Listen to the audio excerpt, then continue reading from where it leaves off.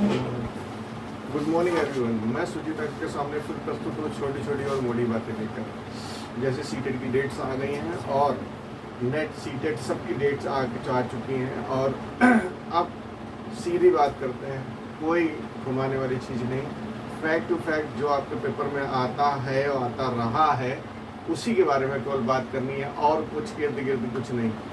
Gene पियाजे तीन, मैंने जो स्ट्रेटजी बताई थी आपको सीटेट क्रॉस करने की, उसमें ये बताया था कि आपको 3 सब्जेक्ट्स, 5 सब्जेक्ट टोटल आते हैं सीटेट में, 5 में से 3 सब्जेक्ट्स में आपको कमांड रखनी पड़ेगी, जोरदार कमांड रखनी पड़ेगी। मतलब कि 30-30 नंबर के सब सेक्शन होते हैं, 30 नंबर सेक्शन में से एक पर सेक्शन में आपका 28-29 स्कोर पर सेक्शन रहना चाहिए।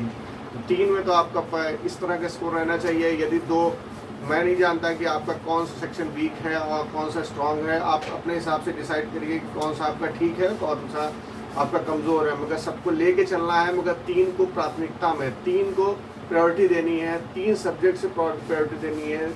सबसे पहले मैं क्या कहना चाहूँगा, जो आपको साइकोलॉजी जो पोर्शन होता है, वो साइकोलॉजी वाला पोर्शन आपको हर पेपर में, हर टीचिंग एग्जामिनेशन में, हर कॉम्पिटिटिव एग्जामिनेशन में, हर उसमें देखने को मिलेगा। दूसरी चीज़ होती है आपकी हिंदी लैंग्वेज और तीसरी हो जाती है इंग्लिश लैंग्वेज।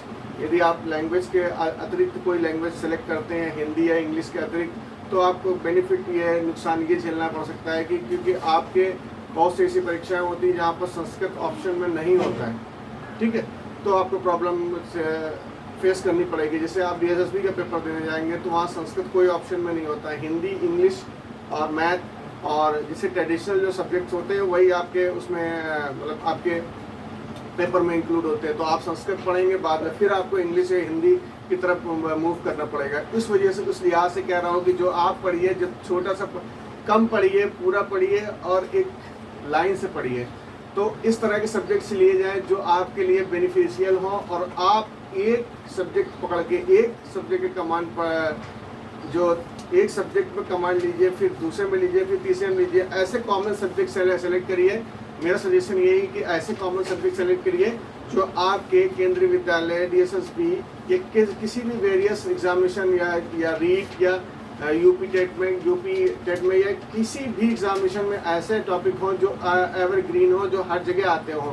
तो आप सेलेक्ट करिए, 3 में कमांड बनाइए। उसमें से एक सब्जेक्ट है वो साइकोलॉजी का है। बगैर टाइम का वेस्ट करे हुए हम लोग सीधे आते हैं पॉइंट पे। देखिए, जीन पियाजे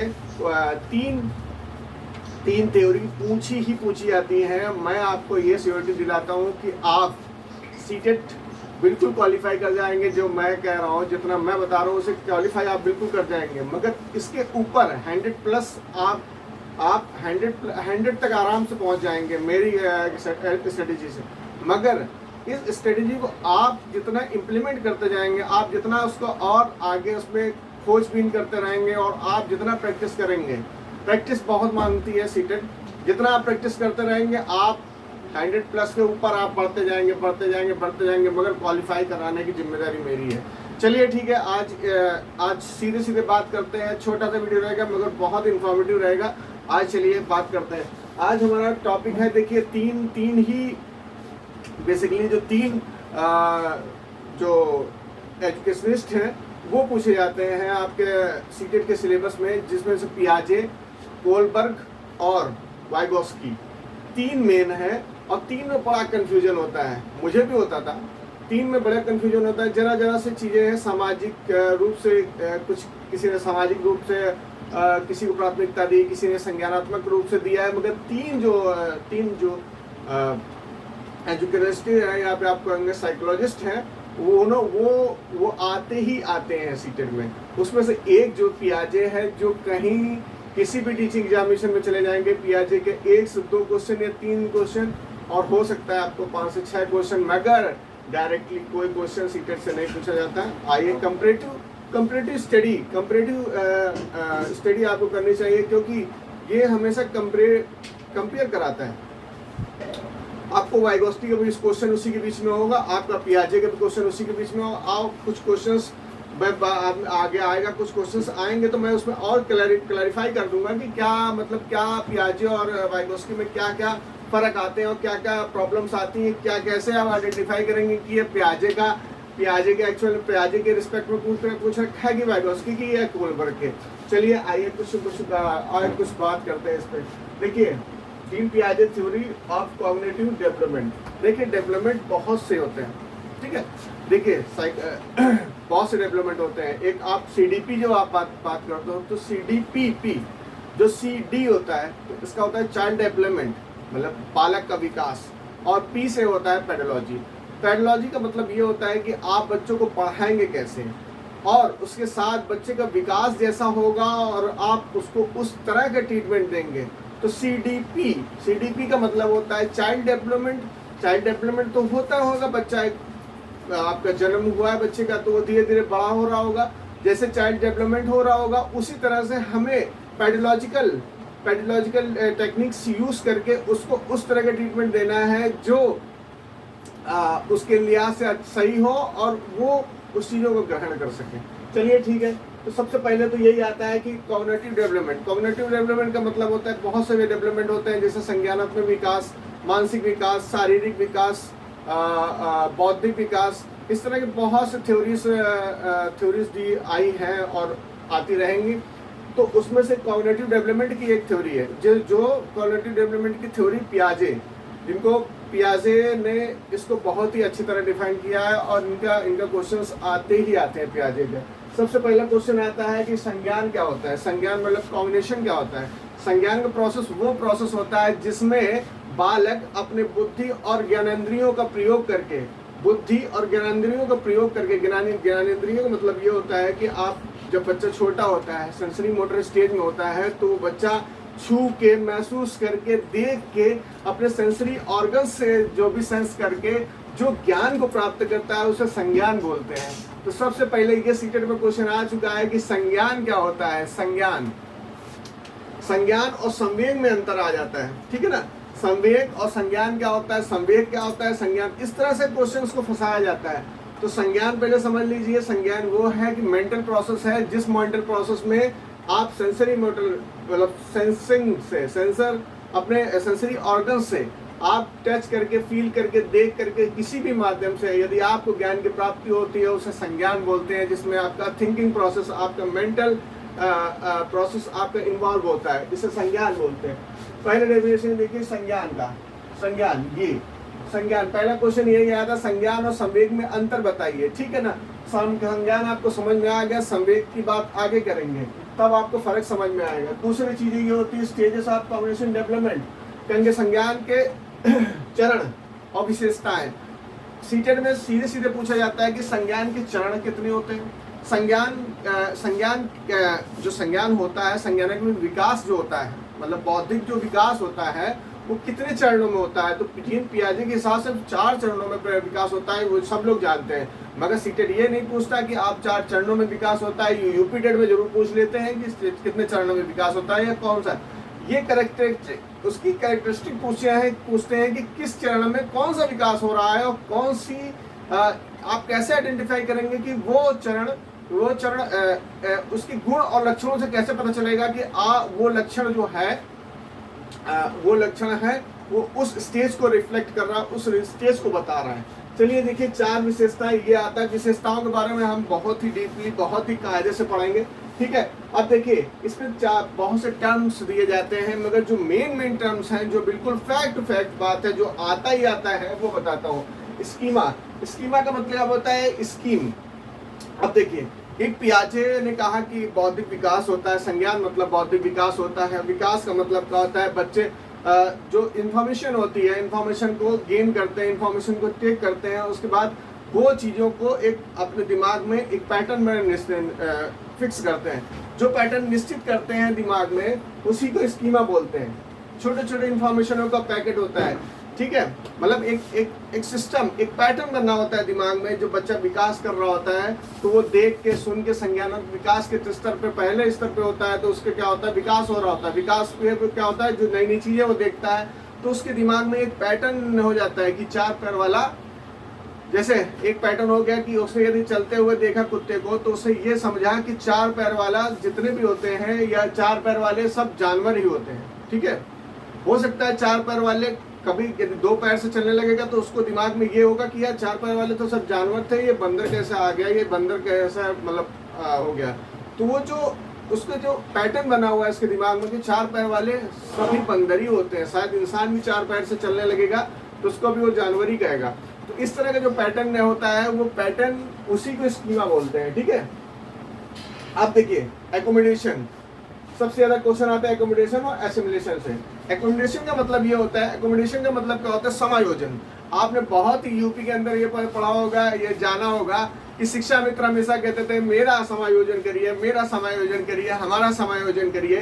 तो समायोजन टर्म क्या है? समायोजन का मतलब है एकोमोडेट करना। एकोमोडेट का मतलब क्या होता है, जैसे हैं उनको वैसे ही अपने सिस्टम में ले लेना, कोई नया परिवर्तन नहीं, कोई नई चीज नहीं, जैसे है उनको उसी तरह ले लेना, ठीक है। अब देखिए ये कोई भी इंफॉर्मेशन यदि स्कीमा में पुरानी इंफॉर्मेशन पड़ी है, उसको उसमें क्या होता है, कोई भी इंफॉर्मेशन आई, ठीक है ना, वो पुरानी इंफॉर्मेशन है, कोई नई इंफॉर्मेशन नहीं है। जो पुरानी इंफॉर्मेशन थी उसी में इंफॉर्मेशन को रख लिया गया चुपचाप, कोई परिवर्तन नहीं करा गया। अब देखिए एसिमिलेशन। एसिमिलेशन क्या होता है, कोई नई चीज जब बच्चा देखता है, उसके मन में जो स्कीमा बनी होती है वो कोई नई चीज देखता है तो उसको आत्मसार करता है। आत्मसार का मतलब क्या होता है, उसके लिए ये नई चीज होती है। अब नई चीज को आत्मसार करेगा तो वो पुराने वाले पैटर्न में नई पैटर्न अपना फिक्स करेगा और उसको बाद एक नए स्कीमा तैयार करेगा, तो उसको बोलते हैं एसिमिलेशन। इक्विलिब्रियम, इक्विलिब्रियम का मतलब होता है कि जब नई इंफॉर्मेशन और पुरानी इंफॉर्मेशन के बीच में जब हम संतुलन बिठाते हैं, ये बच्चा यदि नई और पुरानी के बीच में संतुलन बिठा के एक जो स्कीमा डेवलप करता है उसे बोलते हैं इक्विलिब्रियम, या बीच की स्थिति बोलते हैं। इक्विलिब्रियम स्टेज होने चाहिए क्योंकि स्कीमा बार बार वो चेंज होती रहती है, बदलती रहती है। चलिए ठीक है, अब देखिए थ्योरी ये दिखा है, theory for language development through the cognitive process. देखिए पियाजे कहते थे कि संज्ञान पहले होगा, मतलब उसका बौद्धिक विकास पहले होगा, उसके बाद वो भाषा का विकास करेगा। ये क्वेश्चन बार बार आता है, पहले भाषा का पहले बौद्धिक विकास होगा, मतलब उसका कॉग्निटिव डेवलपमेंट पहले होगा, उसके बाद उसका भाषा का विकास होगा। मगर वाइगोस्की भी इसी में कहते हैं, उसकी कहते हैं कि पहले भाषा का विकास होगा, वो सामाजिक स्तर पर पहुंचेगा, समाज से बात करेगा, वार्तालाप करेगा, तो उसका लैंग्वेज डेवलप होगा। जब वो लैंग्वेज डेवलप होगा उसके, तब उसका संज्ञान होगा, क्योंकि वो जब जानेगा, समझेगा, पूछेगा, बताएगा, इंक्वायरी करेगा, तब उसका संज्ञान होगा। तो इनमें थोड़ा सा फर्क है। वाइगोस्की कहते हैं कि पहले भाषा का विकास होगा, बाद में संज्ञान मतलब संज्ञानात्मक विकास होगा। मगर पियाजे कहते हैं कि पहले संज्ञानात्मक विकास होगा, उसके बाद भाषा का विकास होगा। ये क्वेश्चन आता ही आता है, कंफर्म कर लीजिए, ठीक है। आगे social interaction social interaction is secondary for cognitive process. देखिए जो पियाजे कहते हैं कि जो सोशल इंटरेक्शन है, जो सोशल इंटरेक्शन है वो सेकेंडरी लेके चलते हैं, मगर वाइगोस्की इसी को प्राइमरी लेके चलते हैं। कह रहे हैं कि जब तक हम समाज में नहीं जाएंगे, एक दूसरे से मिले जुलेंगे नहीं, एक दूसरे से इंटरेक्ट नहीं करेंगे, तब तक हमारा जो संज्ञानात्मक विकास है वो संभव नहीं हो सकता है। मगर ये इन्होंने कहा कि जैसे जैसे स्टेज बढ़ती रहती है, पियाजे ने कहा कि जैसे जैसे स्टेज बढ़ती रहती है, जैसे स्टेज मतलब उम्र बढ़ती रहती है, तो वो जब मेच्योरिटी के स्टेज पे आता है, जब मेच्योरिटी पे आपको बताएंगे कि मेच्योरिटी क्या होती है, परिपक्वता की जब स्टेज में आता है, वो स्टेज में आते जैसे ही आता है वो उस चीज़ों को अपने आप लेके देख के संज्ञान से अपने वो चीज़ों को सीख जाता है। मेच्योरिटी क्या होती है, परिपक्वता क्या होती है, इस बारे में भी हम लोग बात करेंगे। चलिए ठीक है, अब देखिए सेंसरी मोटर स्टेज। देखिए 4 स्टेजेस के बारे में दे रखा है, इनके कैरेक्टरिस्टिक के बारे में दे रखा है। सेंसरी मोटर स्टेज, संवेदीगामक स्टेज, संवेदीगामक मतलब संवेदनाओं से सीखता है बच्चा। अब ये देखिए अलग अलग बुकों में अलग अलग दे रखा होगा, मगर मैं बता रहा हूँ 0 से 3 होता है, ठीक है नॉर्मली। तो सेंसरी मोटर स्टेज 0 से 3 होता है। इसमें क्या होता है, ऑब्जेक्ट परमानेंस, मतलब कि वस्तु स्थायित्व का गुण बहुत ही ज्यादा आ जाता है। बच्चा छू के, देख के, समझ के, उसका आकार, उसका जो रूप रंग होता है उसको ग्रहण करता है। स्थायित्व का भाग उसके अंदर भाव आ जाता है कि क्या है एक्चुअल में वो चीज, ठीक है। फिर क्या होता है, प्री ऑपरेशनल स्टेज, जिसका पूर्व संक्रियात्मक अवस्था बोलते हैं। पूर्व संक्रियात्मक मतलब कि संक्रियात्मक से पूर्व वाली। अब संक्रियात्मक मतलब दिमाग में वो चीजें, कॉग्निशन प्रोसेस चल रहा होता है। कॉग्निशन प्रोसेस कैसे चल रहा होता है, जब बच्चा धीरे धीरे बड़ा होता है तो वो क्या होता है, अब क्या होता है इमिटेशन मतलब क्या है, वो अनुकरण करना शुरू कर देता है। जैसा पिताजी कर रहे हैं, जैसे बाबा कर रहे हैं, ज्वाइंट फैमिली में जैसे लोग कर रहे हैं, जो सबसे पहली प्राथमिक पाठशाला हमारी परिवार ही होती है, तो उसके हिसाब से जो पहले वो करता है तो उसमें क्या होता है, इमिटेशन की सबसे ज़्यादा भावना होती है और रिवर्सिबिलिटी का जो बहुत ज़्यादा होती है। वो इरिवर्सिबिलिटी देता है कि इरिवर्सिबिलिटी मतलब क्या होता है, कोई भी भाव को उल्टा करके यह तर्क वितर्क नहीं करता। इरिवर्सिबिलिटी मतलब ये होता है कि वो अपलटावी स्थिति में होता है, वो पलटा के चीज़ों को नहीं देख सकता, वो तर्क नहीं कर सकता, वो सीधे सीधे चीज़ें इमिटेशन केवल करता है। तो ये हो गया आपका, ये देखिए इरिवर्सिबिलिटी, ठीक है। अब देखिए तीसरी है concrete operational stage. Concrete operational stage सबसे बड़ी स्टेज और सबसे क्रिटिकल स्टेज है, इसको समझना बहुत है। मूल संख्यात्मक अवस्था। मूल संख्यात्मक अवस्था में क्या होता है, रिवर्सिबल। अब इसमें रिवर्सिबिलिटी आ जाती है, आपको तर्क करने की किशोरावस्था की अवस्था आ जाती है। इसमें क्या होगा, तर्क वितर्क बच्चा करने लगता है, बहुत ज्यादा ही लॉजिकल रीजनिंग करने लगता है। ये देखिए लिखा है मैंने, थिंकिंग ओवर थिंक करने लगता है, रिवर्सिबिलिटी आ जाती है। अब ये उल्टा सीधा करके सब कुछ देखने लगता है, ऐसे कैसे होगा, उल्टा कैसे होगा, यदि हम अच्छा करेंगे तो अच्छा होगा, बुरा करेंगे तो ऐसा हो जाएगा, ऐसा करने वालों के साथ ऐसा क्यों नहीं होता है, ये सब चीजें, ठीक है। अब देखिए formal operation stage. Formal operation stage से सबसे कम क्वेश्चंस आते हैं, मगर एक क्वेश्चन यही पूछा जाता है कि फॉर्मल स्टेज में किस तरह का चिंतन होता है। अमूर्त चिंतन होता है।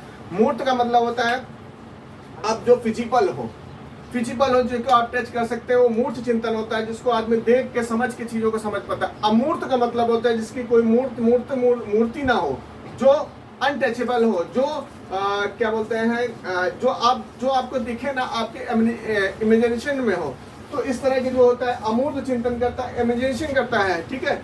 इस तरह के स्टेजेस आते हैं। एक चार ये जो चारों स्टेजेस हैं, इन चारों स्टेजों को एक एक करके मैं एक्सप्लेन करूंगा और इन्हीं स्टेजों से क्वेश्चन जीन पियाजे से पूछे जाते हैं।